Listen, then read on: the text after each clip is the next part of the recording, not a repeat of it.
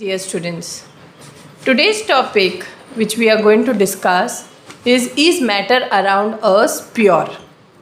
ठीक है, तो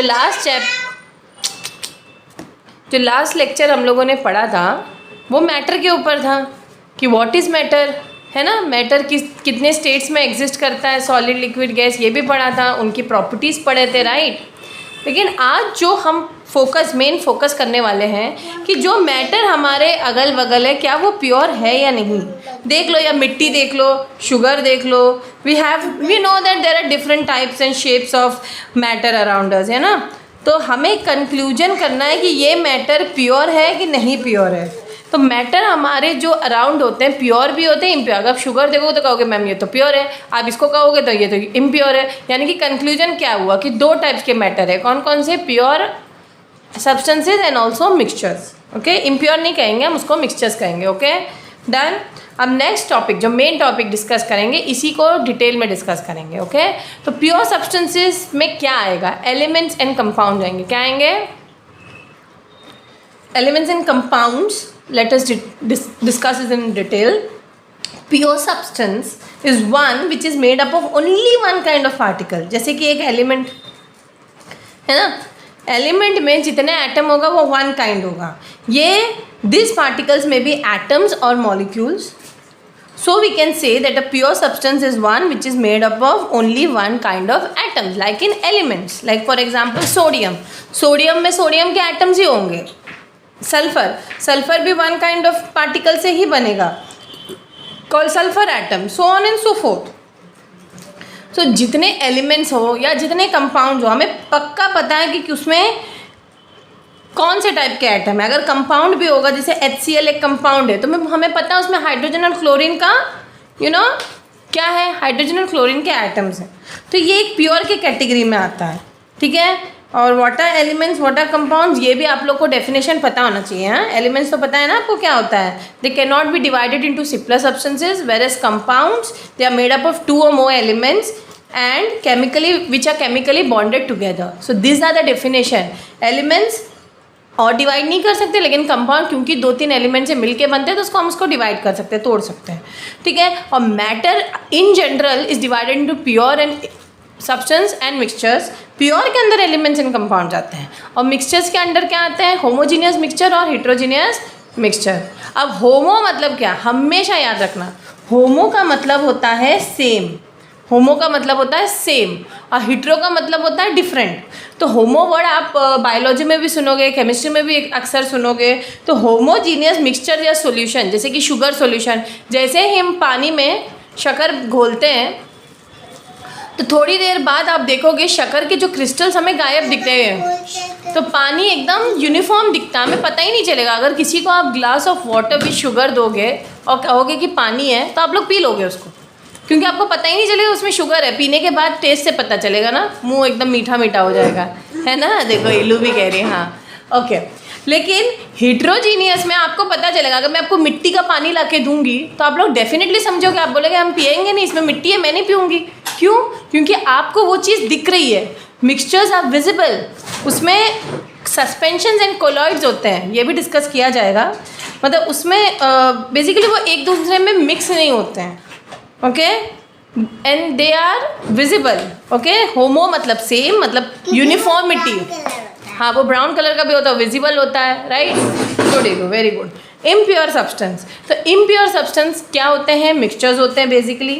and what is a mixture? A mixture is one which contains two और more different kinds of particles, therefore they are not homo, they are hetero. They are hetero. Hetero का मतलब ही होता है different, ठीक है। ये बायोलॉजी और chemistry में होमो और हिट्रो वर्ड बहुत बार आता है। तो hetero kinds of particle, atoms और molecule, other word. A mixture contains two और more pure substances mix together.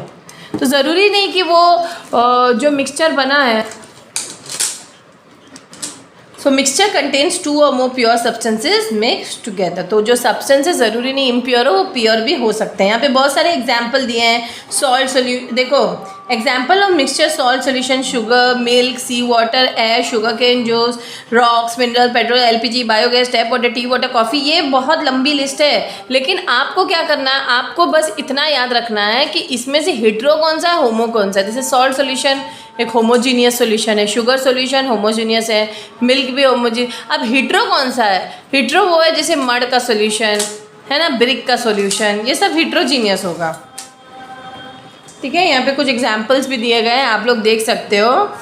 फिर there are 3 types of matter, ये तो पता ही है आप लोग को, एलिमेंट्स, कंपाउंड्स एंड मिक्सचर। तो बेसिकली हम इसको 3 में डिफरेंशिएट करते हैं। ओके और ये भी हमें पता है कि मेटल्स नॉन मेटल्स अलग होते हैं। हाँ, और मेलिएबिलिटी, डक्टिलिटी एंड ब्रिटलनेस, ये वो प्रॉपर्टी है जो मेटल और नॉन मेटल को अलग करती है। Even conduction of electricity also.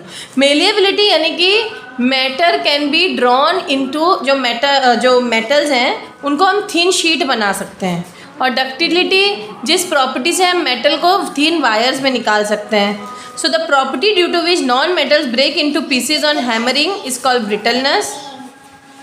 और ब्रिटलनेस क्या होता है, जिस प्रॉपर्टी से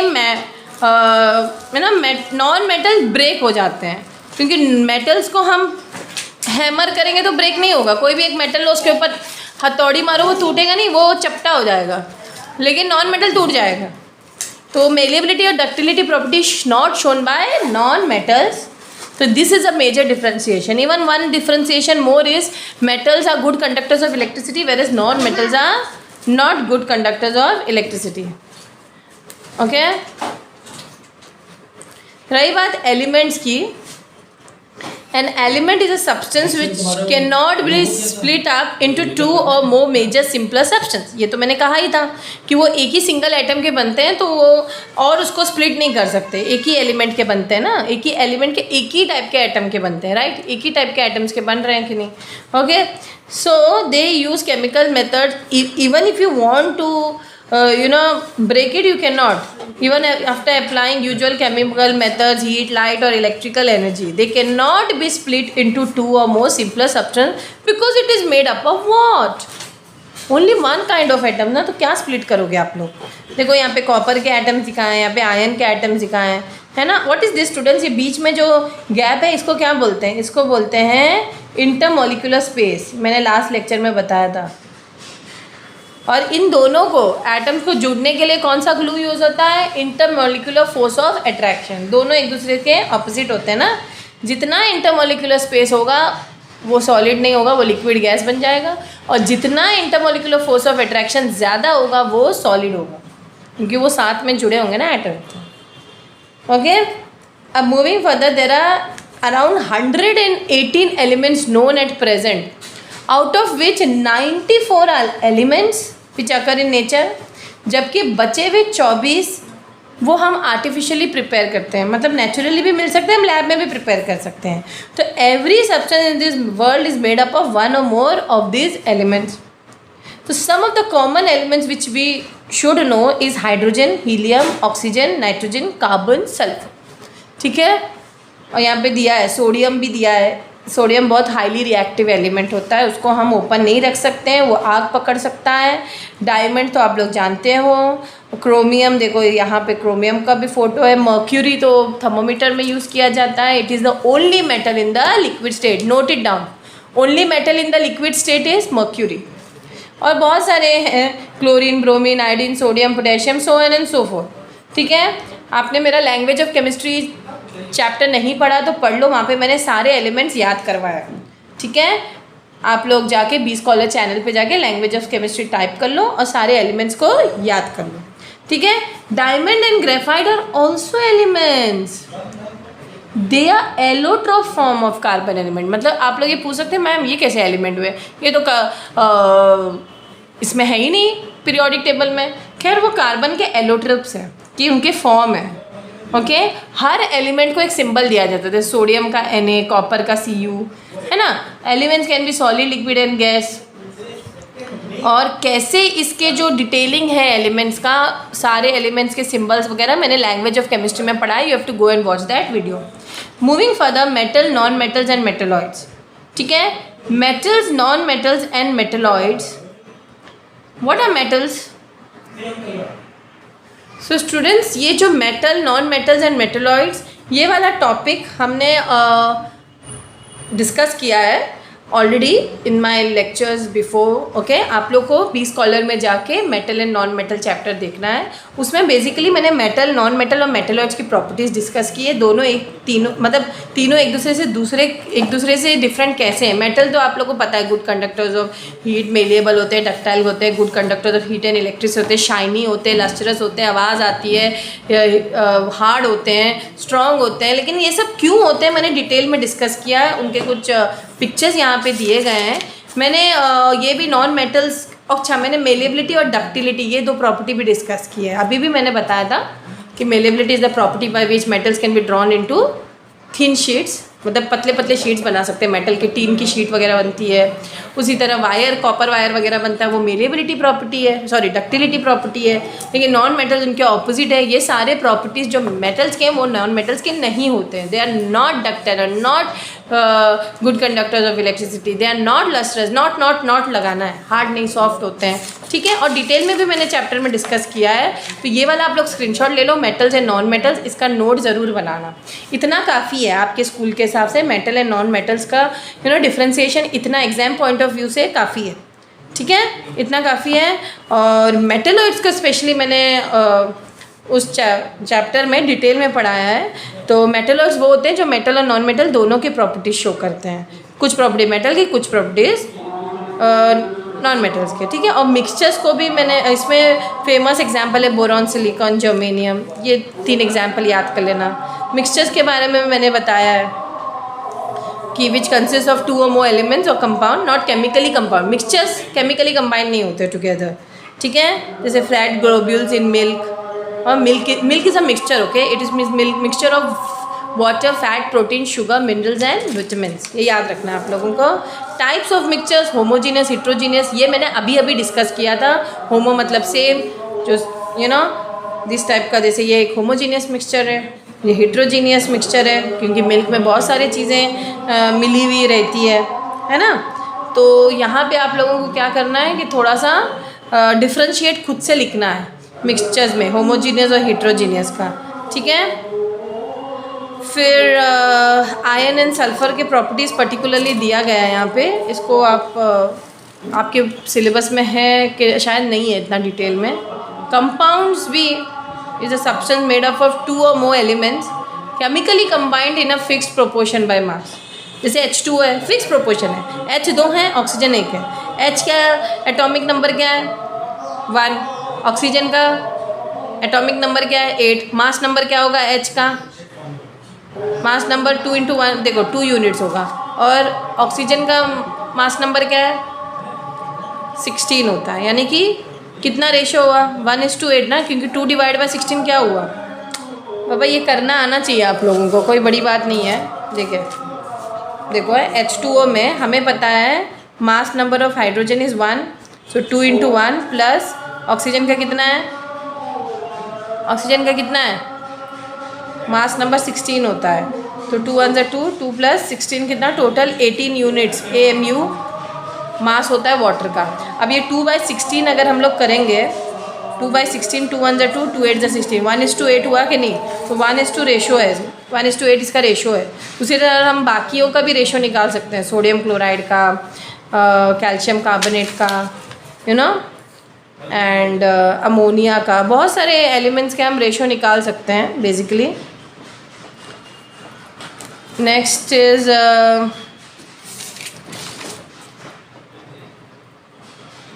difference between mixtures and compound. ये वाला टेबल बहुत अच्छे से पढ़ के जाना, क्योंकि ये एग्जाम में देखो डिफरेंशिएशंस आना चाहिए आप लोगों को, ये एग्जाम पॉइंट ऑफ व्यू से.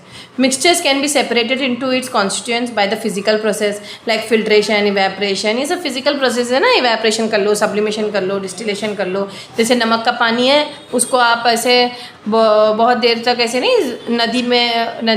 नदी के पानी में नमक होता है, नदी के नहीं सॉरी सी वाटर में नमक होता है, तो उसको आप लोग ऐसे एक्सपोज कर दो इवेपरेशन हो जाता है और नमक के क्रिस्टल्स बच जाते हैं, तो उस प्रोसेस से सेपरेट हो गया ना, पानी और नमक सेपरेट हो गया। इस तरह बहुत सारी प्रोसेस है, सब्लिमेशन, डिस्टिलेशन, सॉल्वेंट, मैग्नेट से भी। मैग्नेट अगर किसी अगर मेटल से चिपका है, जैसे आयन से चिपका है, तो उसको भी सॉरी मैग्नेट कह रहे हैं हम, आयन अगर किसी से चिपका है ना, आयन क्या होता है, नेल्स वगैरह होते हैं ना, नेल्स और लोखंड पे चिपक जाते हैं, तो उसको हम सेपरेट कर सकते हैं मैग्नेट यूज़ करके ना, तो वो सेपरेट हो जाते हैं मिक्सचर। लेकिन कंपाउंड्स को separate, they can not be separated into its constituents by physical process.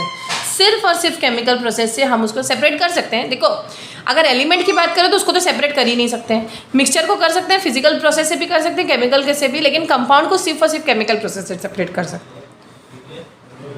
Mixture shows the property of its constituents.